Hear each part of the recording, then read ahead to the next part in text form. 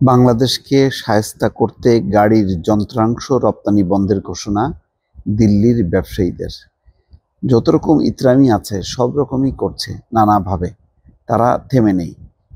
বাংলাদেশ তার মতন করে অ্যাকশন নিচ্ছে সংখ্যালঘুদের কথিত নির্যাতনের ব্যাপারে, এবং তার এখন ছিটে ফোটার কোনো মানে লেশ নেই, রেশ নেই। কিন্তু তারপরেও ভারতের বিভিন্ন অংশ এবং উগ্রবাদীরা, পন্থীরা, ব্যবসায়ীরা, তারা কিন্তু সেই কাজগুলো করে যাচ্ছে। এখানে খবরে বলা হচ্ছে যে হিন্দুদের উপর নির্যাতন ও ভারতের সঙ্গে চলমান উত্তেজনার প্রেক্ষিতে বাংলাদেশকে শায়েস্তা করতে গাড়ির যন্ত্রাংশ রপ্তানি বন্ধের ঘোষণা দিয়েছে দিল্লির কাশ্মীরি গেট মার্কেটের ব্যবসায়ীরা। ভারতীয় সংবাদ মাধ্যম বিজনেস স্ট্যান্ডার্ডের প্রতিবেদন থেকে এই তথ্য জানা গেছে।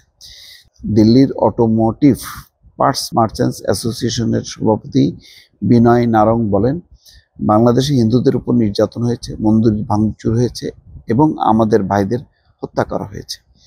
তাই কাশ্মীরি গেট মার্কেট সিদ্ধান্ত নিয়েছে বাংলাদেশের সঙ্গে ব্যবসা বন্ধ রাখবে। তিনি আরও বলেন, কাশ্মীরি গেট মার্কেটে 20,000 দোকান আছে, এর মধ্যে 2,000 দোকান বাংলাদেশে গাড়ির যন্ত্রাংশ রপ্তানি করত। তবে এই সিদ্ধান্তের পর তারা 15 জানুয়ারি পর্যন্ত রপ্তানি বন্ধ রাখবে। দর্শক, রপ্তানি বন্ধ রাখলে গাড়ির যন্ত্রাংশের জন্য বাংলাদেশের খুব একটা সমস্যা পোহাবে না। ইতিমধ্যে কলকাতার কিছু ক্লিনিক, হাসপাতাল এই সিদ্ধান্ত নিয়েছিল, ত্রিপুরা, আসামও নিয়েছিল। পরে নাকে খত দিয়ে তারা সেই নিষেধাজ্ঞা শুধু প্রত্যাহার করেনি, তুলে নেয়নি, তারা বলেছে রীতিমতো আরও ছাড় দেওয়া হবে। কেননা বাংলাদেশের বিপুল সংখ্যক ব্যবসায়ী কলকাতায় যেত, বিপুল সংখ্যক চিকিৎসা প্রার্থী কলকাতা সহ আশেপাশের রাজ্যগুলোতে যেত। এখন বাংলাদেশিদের অভাবে সেই হাসপাতাল চলছে না, ক্লিনিক চলছে না, দোকানপাট খুলছে না, ব্যবসায় দারুণ মন্দা। এবং তার যে কী পরিমাণ প্রভাব, এটি দর্শক ভারতীয় বিভিন্ন গণমাধ্যম সেটি প্রকাশ করেছে, যে কী পরিমাণ হাহাকার ভিসা বন্ধের কারণে, যে বাংলাদেশিরা যেতে পারছে না ভারতে, এবং তারা ব্যবসা বাণিজ্য করতে পারছে না, কেনাকাটা করতে পারছে না, চিকিৎসাও নিতে পারছে না। এর ফলে বাংলাদেশের সংশ্লিষ্ট যারা, তারা তো ক্ষতিগ্রস্ত হচ্ছে, তাদের বিকল্প পথ বের হয়ে যাবে। কিন্তু ভারতের ব্যবসায়ীরা কি মাথায় হাত দিচ্ছে না? হাসপাতাল, ক্লিনিকের মালিকরা কি তারা মাথায় হাত দিয়ে বসে পড়েনি? বসেছে।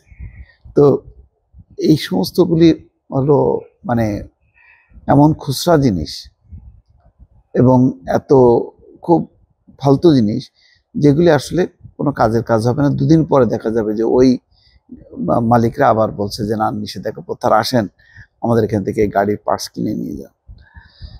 নারং বলেন, বাংলাদেশ একটি উন্নয়নশীল দেশ, গাড়ির যন্ত্রাংশ না পেলে তাদের পরিবহন ব্যবস্থা স্থবির হয়ে যাবে, তখন তারা তাদের ভুল বুঝতে পারবে।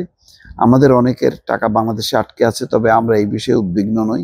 প্রয়োজনে এই সিদ্ধান্ত আরও দীর্ঘায়িত হতে পারে, আপাতত 15 জানুয়ারি পর্যন্ত। তারপরে তারা নাকি আরও মানে এই তাদের যে সিদ্ধান্তটা গাড়ির যন্ত্রাংশ বাংলাদেশে না পাঠানো, সেটা নাকি আরও বেশি হবে। দেখা যাক শেষ পর্যন্ত কি দাঁড়ায়। দর্শক, ভালো থাকবেন। আল্লাহ হাফেজ।